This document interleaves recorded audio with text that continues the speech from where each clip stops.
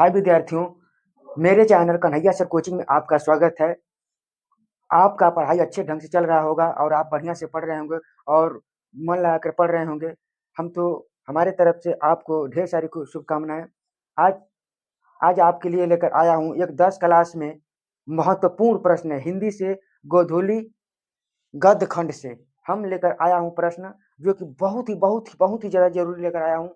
यहाँ पर अगर आप इसको देख लेते हैं तो आपको परीक्षा में 5 से 6 नंबर तक आपको क्लियर हो जाएगा बढ़िया तरह से एकदम।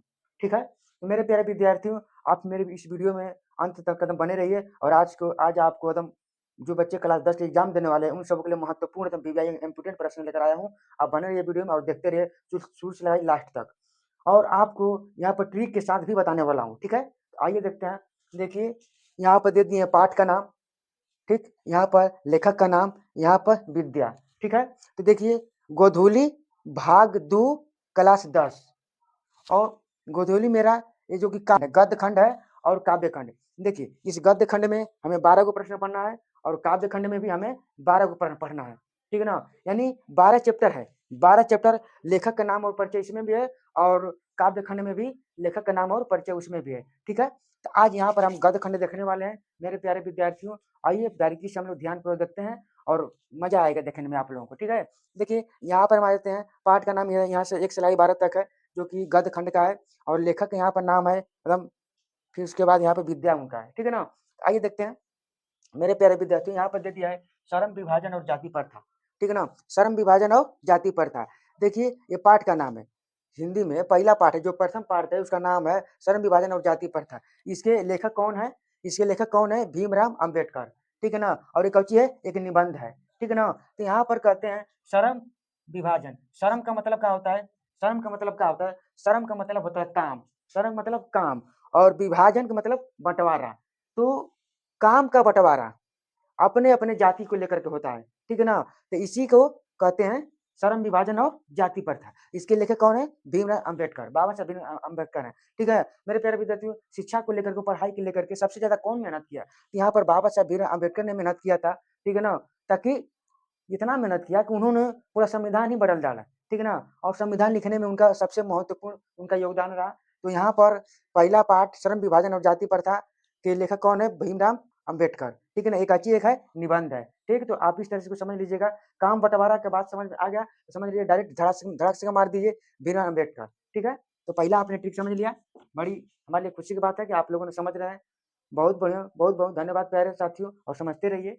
ठीक है? आते हैं दूसरा पर। यहाँ पर दूसरा पर आते हैं। देखिए, दूसरा का है 20 के दांत। तो 20 के दांत किसके होता है? देखिए, हमारे और आपके जो दांत होते हैं वो नॉर्मल होते हैं। ठीक है ना? लेकिन जो शर्मा लोग होते हैं ना, उनका दांत 20 का होता है। ठीक है ना? तो यहीं से यहाँ पर आ जाता है कौन? ननी बिलोचन शर्मा। कौन आ गए? शर्मा। यानी शर्मा के लोग के 20 के दांत होता है। ठीक है ना? हमारे और आपका दांत नॉर्मल होता है, शर्मा के 20 दांत होता है, इसलिए यहाँ पर ननी बिलोचन शर्मा हो जाएगा।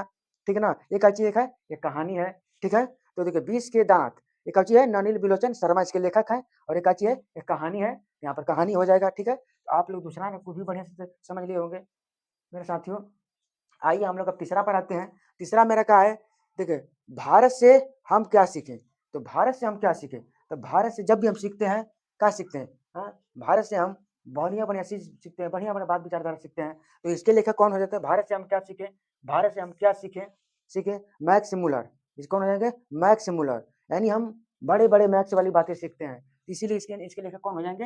यहाँ पर मैक्स मुलर हो जाते हैं। ठीक है? देखिए, एक अच्छी है, एक भाषण है। काची है? यह एक भाषण है मेरे प्यारे साथियों, ये भाषण है। ठीक है ना? तो भारत से हम क्या सीखें, इसके लेखक है मैक्स मुलर, और एक आची है, एक भाषण है। ठीक, ये भी आप समझ गए होंगे। आते हैं 4 नंबर पे हम लोग आते हैं। 3 नंबर में खत्म, आते हैं चौथा पे आते हैं। नाखून क्यों बढ़ते हैं? नाखून क्यों बढ़ते हैं? नाखून क्यों बढ़ते हैं? इसके लेखक कौन है? हजारी प्रसाद द्विवेदी है। हाँ, एक आची है, ये ललित निबंध है। ठीक है ना? तो इसके लेखक है हजारी प्रसाद द्विवेदी। नाखून क्यों बढ़ते हैं? नाखून हजार बार हमने नाखून काट लिया, तो इसके लिए आखिर में कितना नाखून काटेंगे, तो 1000 बार नाखून काट लिए तब पर वो बढ़ते ही हैं। बढ़ता है ना? तो उसी प्रकार ट्रिक समझिए। हजारी प्रसाद द्विवेदी, यानी 1000 बार हमने इसको काट लिया। 1000 बार इसको काट लिया, इसको नाखून को हमने नाखून को 1000 बार काट लिया। इसको लेखक कौन हो गया? हजारी प्रसाद द्विवेदी। जिसमें 1000 बार काटने के बाद आए तो उसका लेखक कौन हो जाते हैं? हजारी। हजारी, हजार से समझ लेना, हजारी से समझ लेना नाखून, यानी नाखून क्यों बढ़ते हैं? हजारी प्रसाद द्विवेदी। यानी 1000 बार नाखून को हम 1000 बार काट लिए, तो इसका लेखक कौन होगा? हजारी प्रसाद द्विवेदी, ये निबंध है, ठीक है मेरे प्यारे साथियों। अच्छा तरह से आप लोग समझ रहे होंगे, बड़ी खुशी की बात हमको है, ठीक है। अब यहाँ पर आते हैं, पांचवा पर आते हैं, पांचवा टॉपिक पर आते हैं, नागरी लिपि। नागरी लिपि यानी कि इसके लेखक कौन है? गुणाकर मूले, ठीक है ना। यानी कि जो कोई नगर होता है, वहाँ पर नगर में यहाँ पर नगर में बहुत बढ़िया गुण वाले लोग रहते हैं, बहुत बढ़िया गुण वाले लोग रहते हैं। तो नगर में जो नगर में रहते लोग रहते हैं, गुण वाले लोग रहते हैं, तो यानी गुणाकर मूले। नागरी लिपि के लेखक कौन हुए? गुणाकर मूले, यानी गुण वाले मूल ही बात सिखाते हैं नगर में, तो यानी इसके लेखक कौन हो गए? गुणाकर मूले। नागरी लिपि के लेखक गुणाकर मूले हो गए, ठीक है। एक अच्छी है, ये निबंध है, ठीक है मेरे प्यारे साथियों, अच्छे तरह से समझ रहे हैं, बहुत खुशी की बात है हमको, ठीक है। ये भी आप समझ गए, 5 नंबर समझ गए, ठीक है। आते हैं 6 नंबर पे, यहाँ पर बहादुर, जो बहादुर पाठ है उसके लेखक कौन है? अमरकांत। एक आची है, ये कहानी है, कौची है? कहानी है, कहानी, ये कहानी है, कहानी है, कहानी, ये कहानी है, ठीक है ना। तो बहादुर यानी अमरकांत, कांत अमर हो गया, वो जो बहादुर वीर था, वो मरने के बाद क्या हो जाता है? अमर हो जाता है। क्या होता है? अमर हो जाता है। तो इसके यानी बहादुर का हो गया, अमर हो गया, यानी इसके लेखक कौन हो गए? अमरकांत हो गए, ठीक है ना। आप प्यारे साथियों समझ रहे होंगे, बड़ी खुशी की बात है। यानी जो बहादुर लोग होते हैं, मरने के बाद क्या होता है? अमर हो जाते हैं, यानी इसके लेखक कौन हो गए? अमरकांत हो गए, ठीक है। बहुत बढ़िया, इस तरह से आप इसको ट्रिक से इसको याद करते रहिए, ठीक है। अमरकांत, ठीक है। एक अच्छी है, कहानी है, ठीक है। तुरंत धड़ाधड़ मारते रहिए प्रश्न। आपका आ जाएगा कि बहादुर, बहादुर, बहादुर, यहाँ पर बहादुर अमर, बहादुर का हो गया, अमर हो गया, बहादुर का हो गया, अमर हो गया, यानी अमरकांत, इसी तरह से मार दीजिएगा, ठीक है। आते हैं 6 नंबर भी मेरा क्लियर हो गया। आते हैं हम 7 नंबर पर आते हैं, परंपरा का मूल्यांकन। परंपरा का मूल्यांकन, रामविलास शर्मा, एक अच्छी है, एक है निबंध है, अच्छी है, निबंध है, निबंध। परंपरा का मूल्यांकन, मूल्यांकन कौन करता है? किसका किसका मूल्यांकन हो रहा है? यानी रामविलास शर्मा, किसका किसका परंपरा बढ़िया आता है? रामविलास शर्मा का, यानी शर्मा लोग कहीं पर शर्मा लोग का मूल्यांकन का होता है, सुंदर होता है। यानी परंपरा का मूल्यांकन किसका है? कौन लेखक है? रामविलास शर्मा है। परंपरा का मूल्यांकन का लेखक कौन है? रामविलास शर्मा, यानी कौची है? निबंध है, ठीक है मेरे पास साथियों, यस, ठीक है, बहुत बढ़िया। इसी तरह इसको मारते रहिए, ट्रिक्स इसको याद करते रहिए, ठीक है, ठीक है।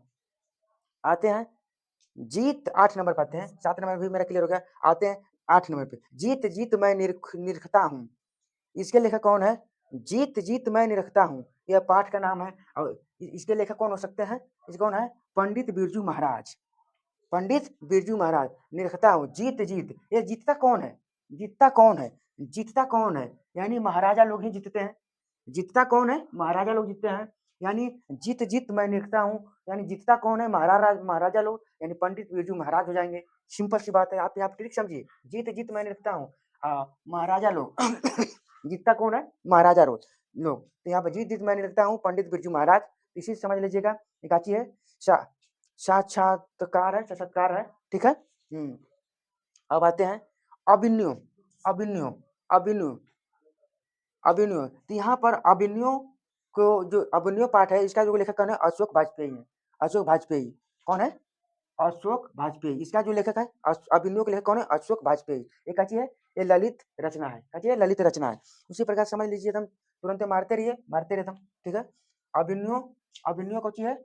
अभिनव, अभिनव के पाठ के लेखक कौन है? अशोक वाजपेयी है। एक कौची है? ये ललित, ललित रचना है, ठीक है ना मेरे प्यारे साथियों, ठीक है।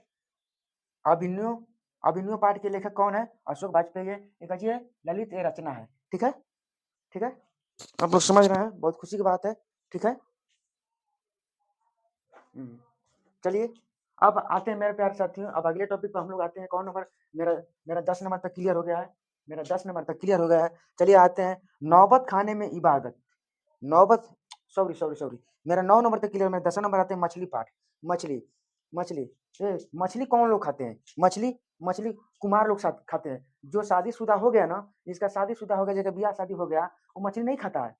कुमार, जो कुमारा रहता है, वो कुमार लोग मछली खाता है। यानी मछली कौन खाता है? कुमार लोग खाता है, यानी कुमार, यानी कि विनोद कुमार शुल्क मछली खाते हैं। मतलब हम एक ट्रिक थोड़ा बैठा रहा है, आप लोग इसको सच में मत समझ लीजिएगा, ठीक है ना। तो यहाँ पर मछली, मछली पाठ के लेखक कौन हो जाएंगे? विनोद कुमार शुल्क हो जाएंगे, ठीक है। कच्ची है, एक कहानी एक है, ठीक है ना, एक कच्ची है, कहानी है, ठीक है। तो यहाँ पर आ जाएगा मछली कौन लोग खाता है? कुमार खाता है, यानी विनोद कुमार शुल्क हो जाएगा, ठीक है ना। यानी विनोद कुमार शुल्क हो जाएगा, ठीक है। विनोद कुमार शुल्क, ठीक है। मछली पार्क लिखा कौन है? विनोद कुमार शुल्क। इसी तरह धड़ से मार दीजिए, काम खत्म, ठीक। अब आते हैं 11 नंबर पे, ठीक है। नौबत खाने में इबादत, नौबत खाने में इबादत कौन है? इसके लेखक कौन है? इसके लेखक कौन है? यतीन्द्र मिश्र है, यतीन्द्र मिश्र है, मिश्र है। ये कौन सी है? व्यक्तित्व का चित्रण है, व्यक्तित्व चित्र है, व्यक्तित्व चित्र है, ठीक है ना। तो नौबत खाने में इबादत, यानी नौबत, नौबत कौन करता है? नौबत, नौबत खाने में इबादत यानी खाना, खाना हम लोग खाना कैसे खाते हैं? मीस मीस के खाना हम लोग खाते हैं, मीस मीस के हम लोग खाना खाते हैं। यानी खाना क्या कैसे करते हैं? मीस मीस के खाते हैं, यानी खाने में मीस मीस के खाते हैं। तो क्या हो गया? नौबत खाने में इबादत, इसे कौन है? मिश्र है, यानी यतीन्द्र मिश्र है। इसके लेखक कौन है? यतीन्द्र मिश्र। हम लोग खाना क्या करते हैं? मीस मीस के हम लोग खाते हैं। इसके लेखक कौन हो गया? खाने मिश्र, यानी नौबत खाने में इबादत के लेखक कौन है? यतीन्द्र मिश्र है, ठीक है ना। इसी तरह से आप लोग समझते रहिए और ट्रिक मारते रहिए, उसको दिमाग में याद करते रहिए, ठीक है। आते हैं लास्ट और अंतिम टॉपिक, हम लोग 12 नंबर पे आते हैं। मेरा 12 नंबर टॉपिक क्या हो जाएगा? देख सकते हैं शिक्षा और संस्कृति।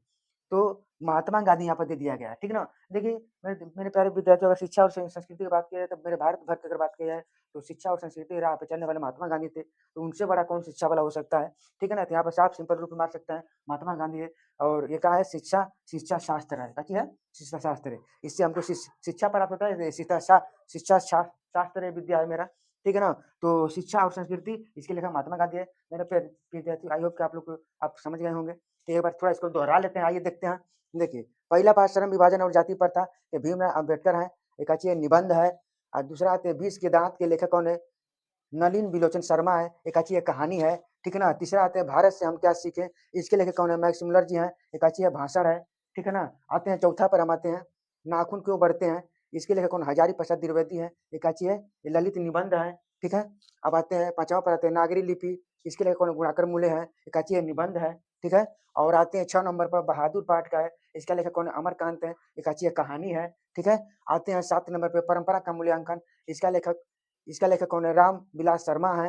ये निबंध है, ठीक है। अब आते हैं जीत, हाँ, जीत जीत मैंने 7 नंबर बोल दिया ना, परंपरा का मूल्यांकन, रामविलास शर्मा, निबंध है, ठीक है ना। हाँ, 8 नंबर आते हैं जीत जीत मैं निरखता हूँ, इसका लेखक कौन है? पंडित बिरजू महाराज है। ये साक्षात्कार है, साक्षात्कार है, ठीक है ना। अब आते हैं अभिमन्यु, अभिमन्यु के लेखक कौन है? अशोक वाजपेयी है। एक अच्छी है ललित रचना है, ठीक है ना। अब आते हैं मछली पाठ पे, आते हैं मछली पाठ पे, आते हैं विनोद कुमार सुलूक है इसके लेखक। एक अच्छी कहानी है, ठीक है। और कहते हैं नौबत खाने में इबादत है, इसके लिए कौन? यतीन्द्र मिश्र है। एक आती है व्यक्तित्व चित्र है, ठीक। अब आते हैं 12 नंबर पर, लास्ट पे आते हैं शिक्षा और संस्कृति, इसके लेखक कौन है? महात्मा गांधी है। एक आती है शिक्षा शास्त्र है, ठीक है। तो यहाँ पर 11 नंबर में कौन था? नौबत खाने में इबादत था, यतीन्द्र मिश्र था, यानी व्यक्ति चित्र है। और 12 नंबर देख सकते हैं शिक्षा और संस्कृति, महात्मा गांधी, और महात्मा गांधी इसका शिक्षा शास्त्र है, ठीक है ना। तो यहाँ से हम आप लोगों को, मेरे प्यारे साथियों, 1 से लगाई 12 तक ने आपको हमने रटवा दिया है, ठीक है। और इसको आप बढ़िया से याद करने की कोशिश कीजिएगा। आप एग्जाम में बहुत वीवीआई प्रश्न है, ये सब आता है। और आप लोगों ने हमें इतना टाइम दिया, और मेरे इस हिंदी के लेखक परिचय को आपने बढ़िया से सीखा। और मेरे प्यारे विद्यार्थियों, और अच्छा आशा है, मुझे पूर्ण विश्वास है कि आप लोग समझ में आ गया होगा। और अगर समझ में आ गया है, तो आप इसी तरह से समझते रहिए, और हमारे अलग से, और जो आपको वीडियो चाहिए उस पे कमेंट कीजिए, आपको मैं वो सब वीडियो लाकर दूँगा। और इस बार 2026 में जो एग्ज़ाम होने वाला है क्लास 10 का, उसके लिए जो बच्चे हैं, 10 के जो बच्चे हैं, इसको ज़रूर देखेंगे और ज़रूर याद कर लेंगे। ये सब ट्रिक आपके लिए हमने लाया था, और आप लोग सीख गए हैं। और जाइए एकदम धड़ाधड़ मैट्रिक में हिंदी में गद्य खंड से ये सब जो आएगा, एकदम एक भी प्रश्न आपको छोड़ना नहीं, एकदम पूरे से एकदम क्लियर करके आना है, ठीक है ना। तो मेरे प्यारे विद्यार्थियों, आई होप कि ये मेरा वीडियो आप लोग समझ आया है। अगर समझ आया है, तो मेरे चैनल को लाइक और सब्सक्राइब ज़रूर कीजिएगा। तो आज के लिए इतना ही, रहने देते हैं दोस्तों, तब तक के लिए रहने दीजिए। धन्यवाद।